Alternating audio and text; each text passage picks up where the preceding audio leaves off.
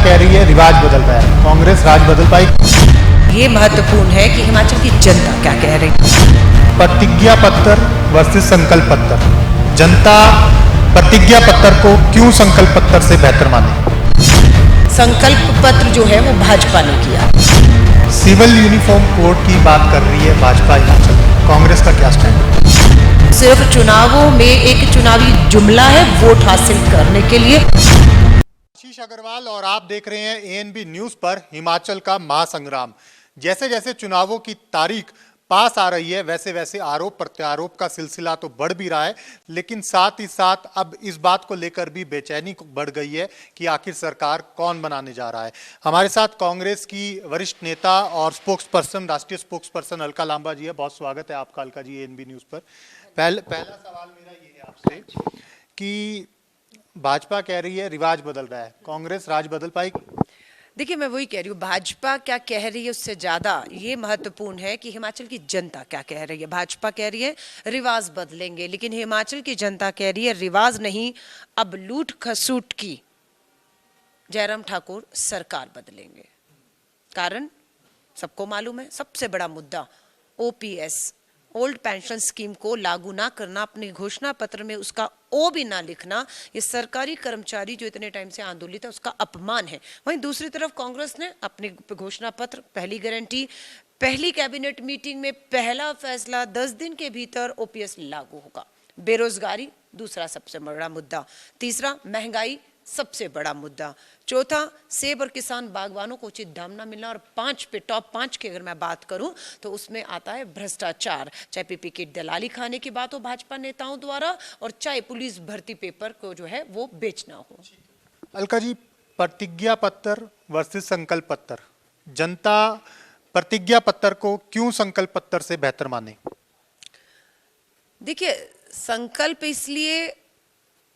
संकल्प पत्र जो है वो भाजपा ने किया है। क्या किया? 2017 का घोषणा पत्र का सिर्फ नाम बदला है, वही की वही चीजें जो 17 में थी। हम इतने रोजगार देंगे, 8 लाख रोजगार देने की बात 17 में भाजपा करती है। डबल इंजन की सरकार दीजिए, मोदी जी ने, प्रधानमंत्री जी ने 2 करोड़ नौकरियां हर साल देनी है, उसमें हिमाचल का हिस्सा आएगा।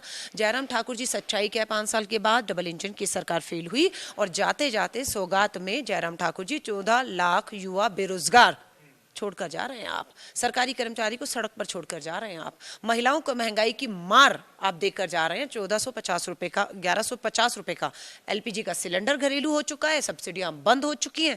अब आप अपने घोषणा पत्र में कहते हैं 3 खाली सिलेंडर देंगे जुल्ले में। खाली सिलेंडर 1150 भराने के लिए कौन देगा, है ना? तो वो कांग्रेस दे रही है। घर घर लक्ष्मी के तहत हर महिला को 18 से 60 में, घर घर लक्ष्मी के तहत हर महीने की पहली तारीख को उनके खातों में 1500 रुपया आर्थिक सशक्तिकरण के तहत आएगा। अलका जी, आपने बात की युवाओं की, बेरोजगारी हिमाचल में बड़ा मुद्दा है, इसमें कोई दो राय नहीं, लेकिन वित्त विभाग बहुत इस बात को लेकर चिंतित है कि अगर आप युवाओं को रोजगार दे भी देते हैं, सैलरीज कहाँ से निकलेंगी? अभी भी केंद्र की तरफ देखना पड़ता है। आपकी सरकार आ गई, बिना केंद्र की मदद के चला पाएंगे? देखिए, 51,000 करोड़, 51,000 करोड़ का हिमाचल का सालाना बजट है सरकार का। कर्ज कितना है? 70,000 करोड़, ये देखकर जा रहे हैं। अब हमें मालूम है कि हमें इस बजट को, रेवेन्यूज को बढ़ाना है। हमें ये भी पता है कि 70,000 करोड़ के कर्ज से हिमाचल को बाहर भी लाना है।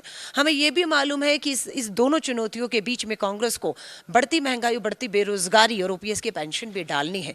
कैसे होगा? इसलिए हमने छत्तीसगढ़ के मुख्यमंत्री को आगे करके छत्तीसगढ़ का मॉडल पेश किया है। 17,000 करोड़ रुपया सरकारी कर्मचारियों का केंद्र को देना है, छत्तीसगढ़ को नहीं दिया। 9,500 करोड़ का जो कर्ज था हमारी सरकार ने जो है चुका दिया है। नया कोई कर्ज नहीं लिया है।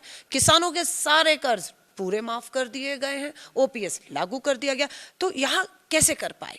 नियत थी 5 लाख आप दलाली में पीपी किट में खाएंगे तो वो जब हम बचाएंगे, है ना, भ्रष्टाचार में जो पैसा है, आपका सोलन का हाईवे गिर जाता है, क्यों? क्योंकि भ्रष्टाचार था। आपका गुजरात का मोरबी गिर जाता है पुल और 140 लोग मर जाते हैं, क्यों? क्योंकि वही है ना, ये एक्ट ऑफ गॉड नहीं, एक्ट ऑफ फ्रॉड है। तो इन एक्ट ऑफ फ्रॉड को हम रोकेंगे।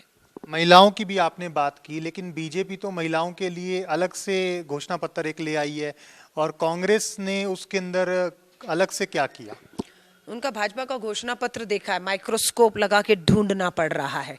और पहले 11 जो उनके संकल्प हैं उनमें ओपीएस का ओ नहीं है, महंगाई का माँ नहीं है ना। उसमें जो भी वो अपने एजेंडे लाए हैं वो सारे वही हैं जो 17 में आपने कहा था। स्टार्टअप फंड में 900 देंगे करोड़, हमने 4 तारीख को उनका घोषणा पत्र आना था, 5 को हमारा आना था, लेकिन उन्होंने अपना घोषणा पत्र 4 से 6 तारीख को किया क्योंकि हमारा घोषणा पत्र देखना चाहते थे।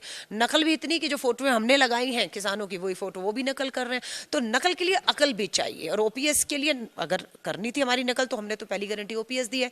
आप क्यों नहीं दिखा पाए? क्योंकि हिम्मत चाहिए, हिम्मत भी नहीं है, अकल भी नहीं है, सिर्फ नकल से काम नहीं चलेगा। सिविल यूनिफॉर्म कोड की बात कर रही है भाजपा हिमाचल में, कांग्रेस का क्या स्टैंड है? मैं फिर आपसे कह रही हूँ, उत्तराखंड में भी ये मुद्दा लेकर आए थे, वहां सरकार बन गई, लागू हो गया।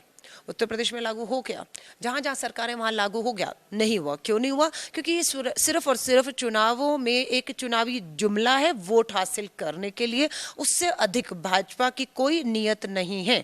आज मैं देख रही हूँ हिमाचल में चुनाव के अंतिम 3-4 दिन बचे हैं, जयराम ठाकुर जी का चेहरा ही गायब कर दिया, प्रधानमंत्री जी का चेहरा लगा दिया गया।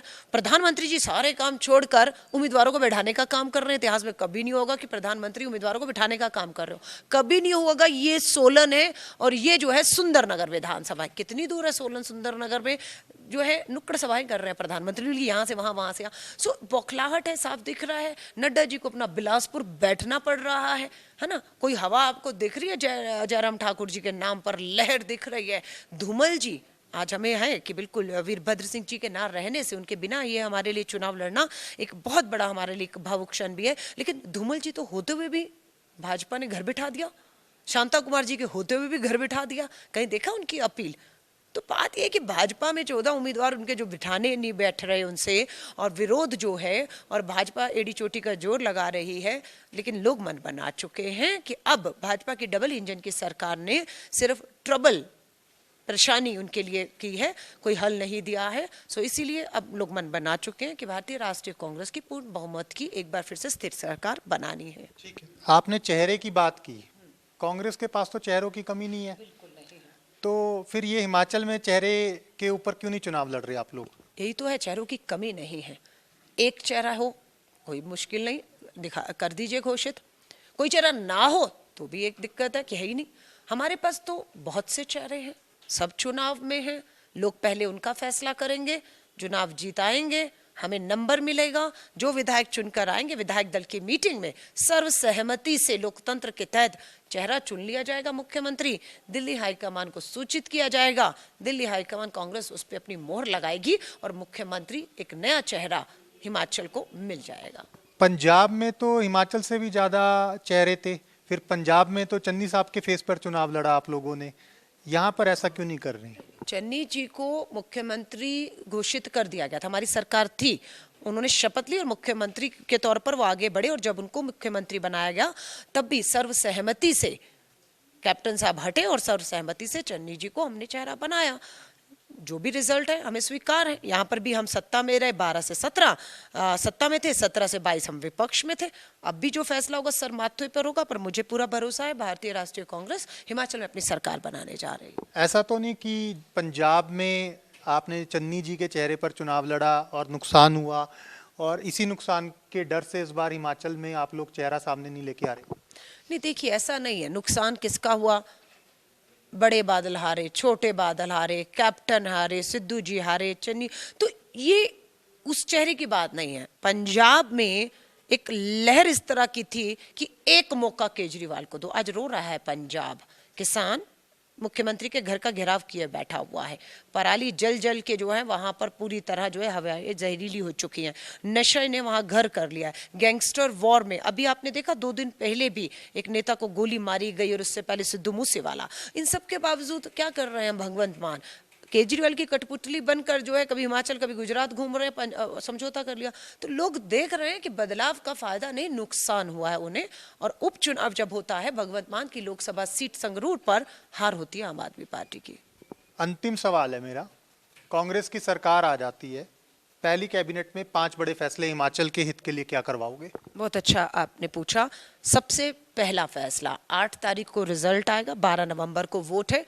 10 दिन के अंदर उम्मीद है जल्द से जल्द सरकार बनेगी, सरकार शपथ लेगी। कैबिनेट की पहली बैठक में पहले 10 दिन में पहली मोहर हमारी ओपीएस पे लगेगी, नंबर 1। नंबर 2, 1 लाख सरकारी नौकरियों के पक्के पद पेंशन सहित वाले जो खाली हैं, हम उसे पहले 1 साल में भरने का कैबिनेट नोट जारी करेंगे। 2, तीसरा, हर महिला को 1500 रुपए की आर्थिक मदद तुरंत मिलना शुरू हो ताकि बेरोजगारी महंगाई से लड़ पाए।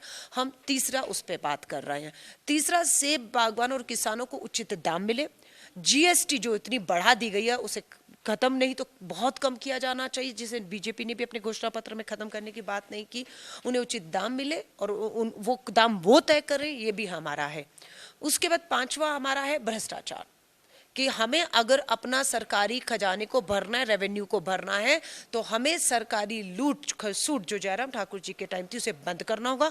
भ्रष्टाचार पे पूरी लगाम लगानी होगी। रेवेन्यू जनरेट करने के लिए आपका सेब बागवान 5000 करोड़ का जो रेवेन्यू देता है, जो पूंजीपति मित्र की जेब में जा रहा है, उसे किस तरह से हम 10,000 करोड़ पे लाएं। किस तरह से पर्यटन के नाम पर हिमाचल के अंदर रेवेन्यू आ सकता है। टूरिज्म है, टूरिस्ट प्लेस है, धार्मिक स्थल है, पूरे देश और विदेश से लोग यहाँ पर हिमाचल में आते हैं। उससे हम किस तरह से अपने रेवेन्यूज को दुगना कर पाए, हमें इस पे ध्यान देना होगा। और मुझे जरूर है कि हम छत्तीसगढ़ सरकार की तर्ज पर हम हिमाचल को कर्ज से भी बाहर लाएंगे, कर्ज के बोझ से भी बाहर लाएंगे, रेवेन्यू भी बढ़ाएंगे और हिमाचल को एक बार फिर से विकास और समृद्धि के रास्ते पर लेकर जाएंगे। अलका जी, कांग्रेस से जुड़े सवाल हो गए।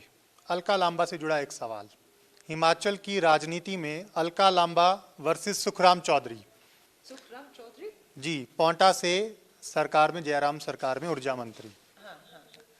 वो डेफर्मेशन केस फाइल कर दिया उन्होंने कोर्ट में। हमने भी इंटरव्यू किया और ऑन कैमरा उन्होंने बोला कि अलका लांबा या तो माफी मांग ले, नहीं तो कोर्ट के चक्कर काटने के लिए तैयार रहे। क्या कहेंगे? देखिए, मैं तो दिल्ली से आई हूँ ना, और डेपुटेशन पे हूँ। कांग्रेस ने मुझे यहाँ पर जिम्मेदारी के लिए भेजा। 10 तारीख को चुनाव आचार संहिता के अनुसार मुझे यहाँ से स्टार कैंपेनर भी हूँ, तो मुझे हिमाचल छोड़ना है, जो मैं छोड़ भी रही हूँ। लेकिन इतनी बौखलाहट कि अलका लांबा के आरोप जो आप पर लगाए उसका जवाब देने की बजाय हथियार बना लिया इन्होंने ईडी को, सीबीआई को, पुलिस को, कानूनी नोटिस भेजेंगे, जवाब नहीं देंगे। मैं आई थी यहाँ पर कम से कम मुझे लगता है 6-8 महीने पहले। जो नशा गुजरात से होता हुआ पंजाब हरियाणा से हिमाचल के युवाओं को अपनी चपेट में ले चुका है। मैंने तब भी सवाल उठाया था, तब भी भाजपा के अध्यक्ष ने मुझे कहा था अलका लांबा माफी मांगे, नहीं तो कानूनी नोटिस भेजा जाएगा। नशे के ऊपर हमारे आरोप लगाया। आज गृह मंत्री आकर खुद इस बात को स्वीकारते हैं, अमित शाह जी, कि पूरा हिमाचल नशे की लत में चला गया है। जो युवा है, मैं कहूंगी उसकी बात कर रही हूं, और हम अगले 5 साल में, अमित शाह जी कहते हैं, नशे से बाहर लाएंगे। मैं भी तो वही बात कह रही थी कि हिमाचल को आपकी सरकार, डबल इंजन की सरकार ने गुजरात से यहां नशा पहुंचा के लत पहुंचाई है। आप कहते हैं कानूनी नोटिस भेजेंगे, मैंने तो माफी मांगी नहीं। कहां है आपका कानूनी नोटिस? अभी भी कह रही सुखराम जी, भेजिए जितने भेजने होंगे। और आपको जो सत्ता से बेदखल करने का फरमान और नोटिस हिमाचल की जनता भेजने वाली है, वो हर बात का जवाब देगा। और मैं आई थी उपचुनाव से पहले, कानूनी नोटिस भेजने की बात तब भी हुई थी, उसका जो जवाब उपचुनाव में मिल गया। मंडी लोकसभा, खुद गृह राज्य जिला है जयराम ठाकुर जी की जगह, वहां से वो हारे और 3 विधानसभा भी हारे। ये मुझे कानून नोटिस भेजने के बाद कांग्रेस ने चारों खाने चित किया है भाजपा को। और अभी भी जितने कानूनी नोटिस आएंगे कांग्रेस के लिए उतना बेहतर है। प्रमाण है अलका लांबा के पास जिन बातों को लेकर आरोप लगाए हैं सुखराम चौधरी पर? हमने तो पूरा का पूरा चार्जशीट जारी किया है। जो विपक्ष में होता है वो सरकार के खिलाफ चार्जशीट लाता है, जो सत्ता में होते हैं वो अपनी रिपोर्ट कार्ड लेकर आते हैं कि ये हमारी रिपोर्ट कार्ड है, ये वायदा किया, ये काम किया, और हम चार्जशीट लेकर आए। हमने चार्जशीट जारी की, आपने देखा कोई भाजपा का उफ तक नहीं, आह तक कुछ कर नहीं पाया, क्योंकि पता है कुछ बोल नहीं सकते हैं उस पर। अगर वो चार्जशीट, अलका लांबा के आरोप झूठे हैं, है ना, तो करिए ना हम पर कार्रवाइयां। लेकिन अब कार्रवाई तो भाजपा के भ्रष्ट मंत्रियों पर होगी। सरकार कांग्रेस की बनने वाली है। हमने चार्जशीट जो जारी की है, सरकार में आते ही सारी सरकारी फाइलें, एक एक चीज का हिसाब खंगाला जाएगा, हिसाब लिया जाएगा, और जो भ्रष्ट हैं, दोषी हैं, चूना लगाने वाले सरकारी खजाने को, उन्हें जेल की सलाखों के पीछे भेजा जाएगा। बहुत बहुत शुक्रिया अलका जी बात करने के लिए। तो ये थी हमारे साथ कांग्रेस की राष्ट्रीय प्रवक्ता अलका लांबा, जो कहीं ना कहीं आश्वस्त हैं कि हिमाचल में कांग्रेस की सरकार बनने जा रही है, लेकिन जनता क्या जनादेश देती है ये 12 तारीख को देखना होगा। शिमला से एएनबी न्यूज़ के लिए आशीष अग्रवाल।